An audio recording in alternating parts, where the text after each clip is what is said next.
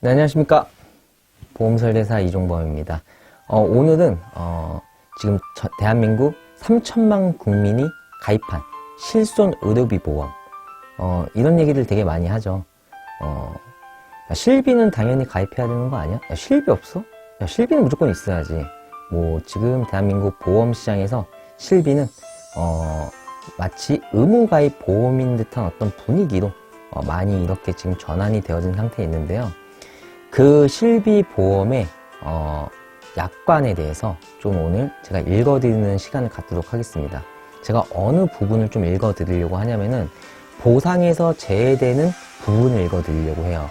그러면은 이 부분을 제외한 나머지 부분은 다 보상이 된다는 뜻이겠죠. 그러면 이것만 보상이 되지 않는구나 라고 인지하시면 되고, 또 하나는 뭐냐면은 이 보상에서 제외되는 부분들을 보면서 이걸 어떻게 약관을 해석해가지고 명분을 만들어서 보험사, 보상과하고 싸워내느냐에 따라 가지고 보험금을 또 받을 수도 있고 받지 못할 수도 있다 라는 것도 여러분들께서 참고하시면 좋을 것 같습니다. 자, 그럼 시작해 보도록 하겠습니다. 우선은 상해 입원 그리고 상해 통원, 상해 약제비에 대한 부분에 대한 보상에서 제외되는 부분들 한번 약관을 읽어보도록 하겠습니다. 회사는 다른 약정이 없으면 피보험자가 직업, 직무 또는 동호회 활동 목적으로 이 아래에 열거된 행위로 인하여 생긴 상해에 대해서는 보상하지 않는다라고 쓰여져 있는데, 그 첫 번째가 전문 등반이에요. 예, 전문 등반.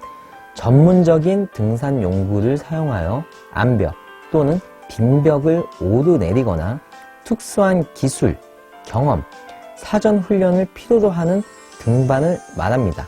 전문 등반은 보상이 되지 않습니다. 그러면은 전문적이지 않은 등반, 전문적인 등산 용구를 사용하지 않게 됐을 때에는 보상이 될 수도 있다라는 거겠죠.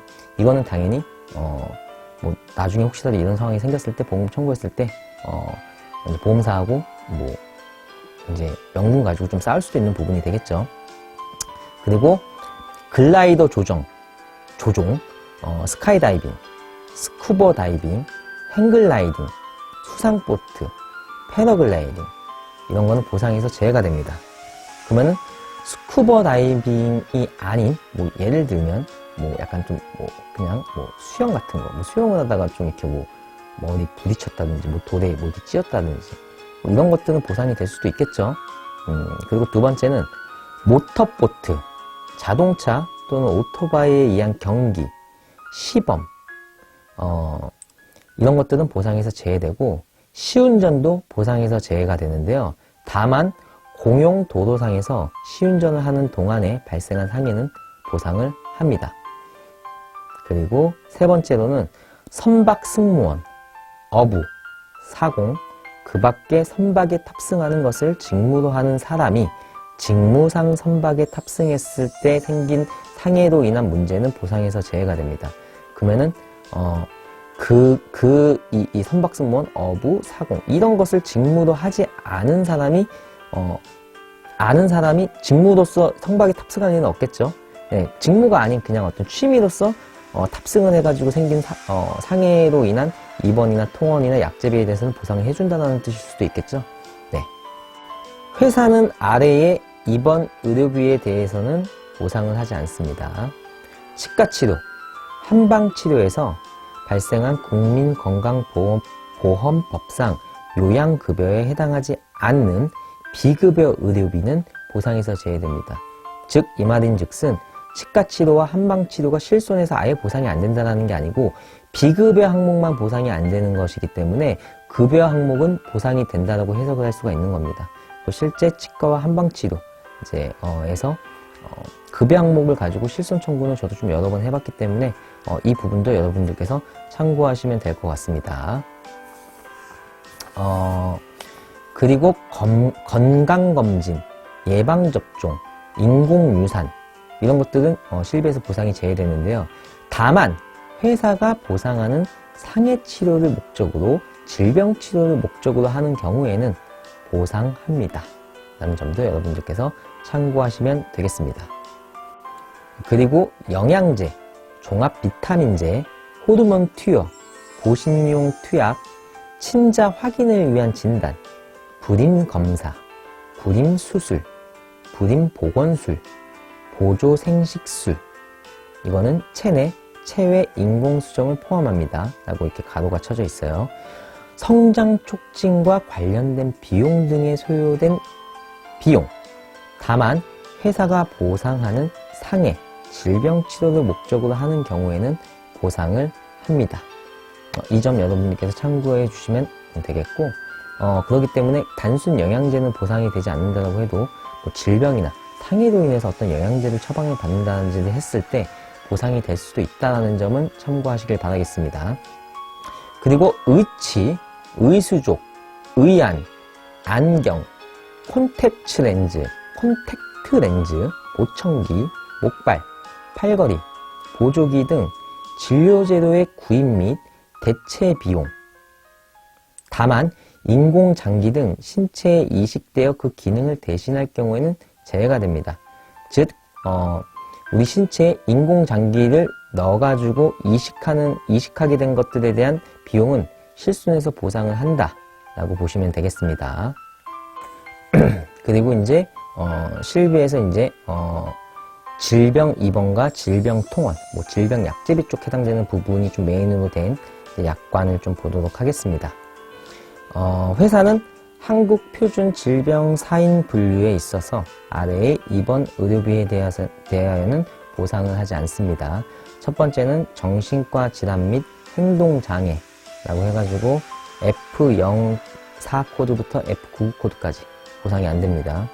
저도 잘 모르겠지만 정신과 질환 관련해가지고 F03이라는 코드가 만약에 있다 라고 하면 보상이 되겠죠.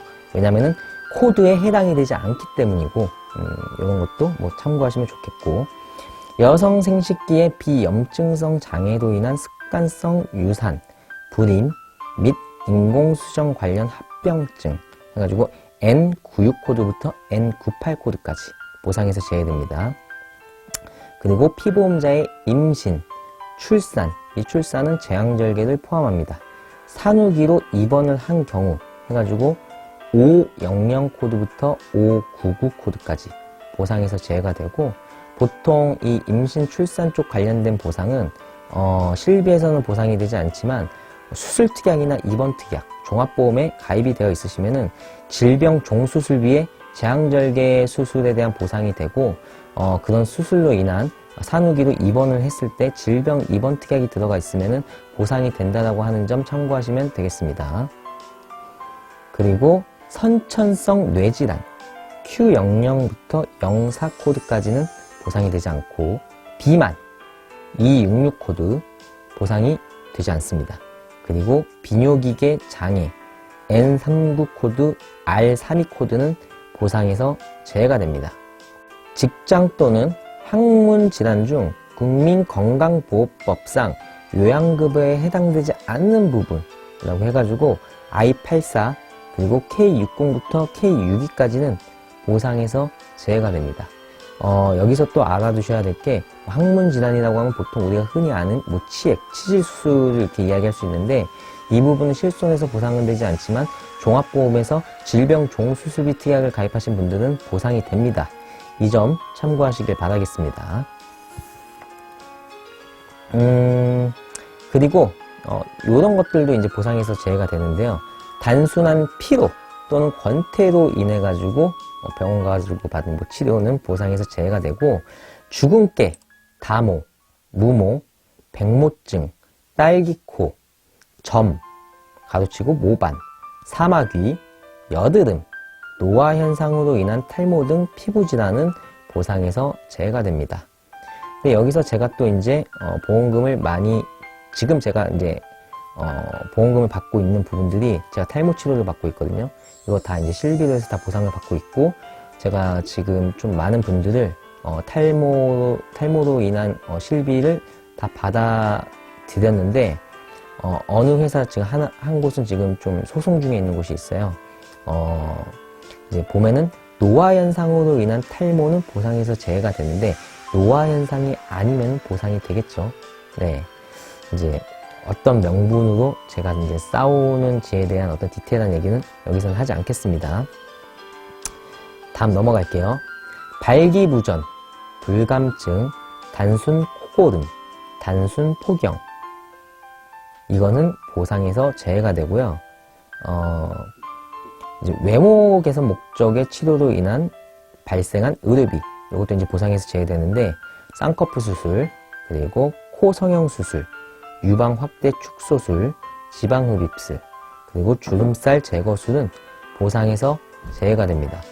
하지만 쌍꺼풀 수술도 예를 들면 눈이 이렇게 많이 처져가지고 시야를 가려서 하는 안검하수라고 있는데, 안검하수로 수술을 받게 되는 경우는 실비에서 보상이 되고, 그 다음에 코 성형 수술도 코가 이렇게 휘어가지고 이제 비염이라든지 이제 축농증 이런 걸로 인해서 이제 수술을 하게 되는 비중격이라고 이야기를 하는데, 이 수술은 실비에서 보상이 됩니다. 그리고 보통 실손 의료비 치료비가 25만원 이상일 때 보험사에서는 진료비 세부내역서를 갖다 요구하는 경우들이 많은데, 이 진료비 세부내역서를 제출하는 이유는 보험사에서 그 안에 있는 세부 내역들을 보고 이 부분에 대한 뭐 약물이 투여가 됐다든지 뭐 어떤 여러 가지가 뭐 이렇게 들어간 것들에 있어서 미용이나 성형으로 보는 부분으로 그들이 체킹이 된 것들은 실손 보상에서 제외를 시켜요. 빼고 준다. 그렇기 때문에 우리가 실손이 어떻게 가입이 되어 있느냐도 첫 번째 중요하겠죠. 우리 실손이 질병 상해 입원 통원 약제비가 100% 다 되는 실손도 있고 급여 비급 항목이 이게 90%까지 보장이 되는 보험도 있고, 지금은 이제 급여 항목 70%, 비급여 항목 70%로 바뀌었죠.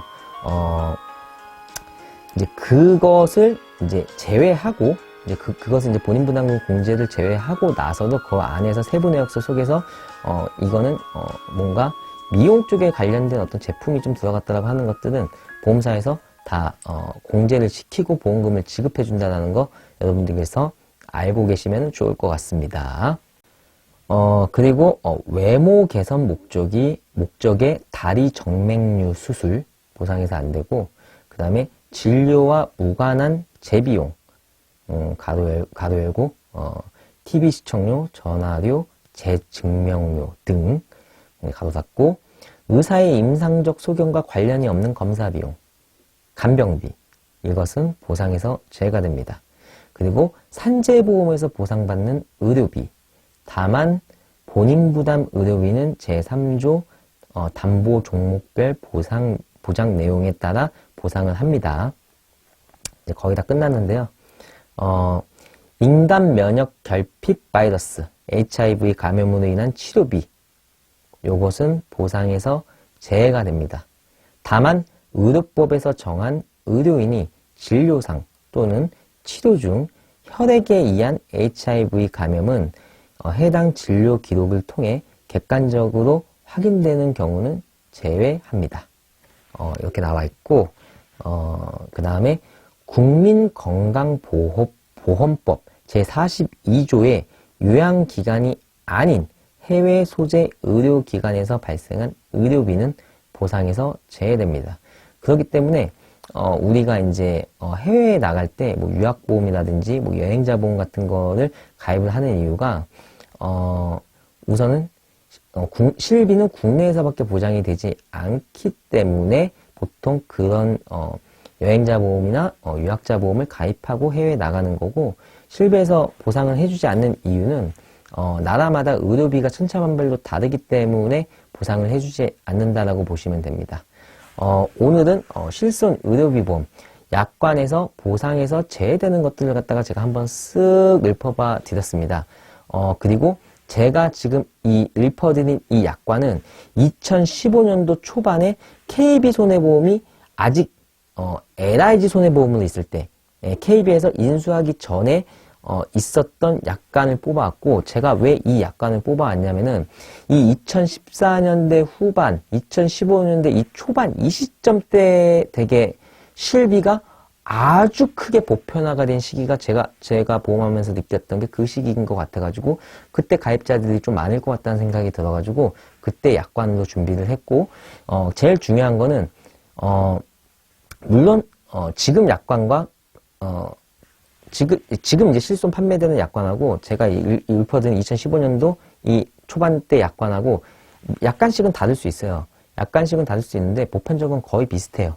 그렇기 때문에 읊어드린 거고, 중요한 거는 본인이 청구를 했을 때 보장이 안 됐다 했을 때는 본인이 가입한 회사의 실손의 약관을 보셔야 됩니다. 그리고 그 상품명, 그리고 가입한 시점에 그 기간에만 팔았던 그 실비들이 있어요. 그러니까 실비도 상품들이 계속 약간씩 법이 개정되면서 바뀌거든요. 뭐 예를 들면 2020년 4월부터 6월까지 판매됐던 실손이 같은 실손이긴 한데 약관이 개정돼서 뭐 실손보험 2, 3 이런 식으로 계속 이렇게 바뀌거든요. 그렇기 때문에 제일 중요한 거는 본인이 가입한 실손의 약관을 보고 그 문제를 해결하는 게 제일 중요하다라는 점 여러분들께 말씀을 드리고 싶습니다. 네, 오늘 영상은 여기서 마무리하는 걸로 하겠습니다. 네, 많은 도움이 되셨으면 하는 바람을 갖습니다. 네, 감사합니다.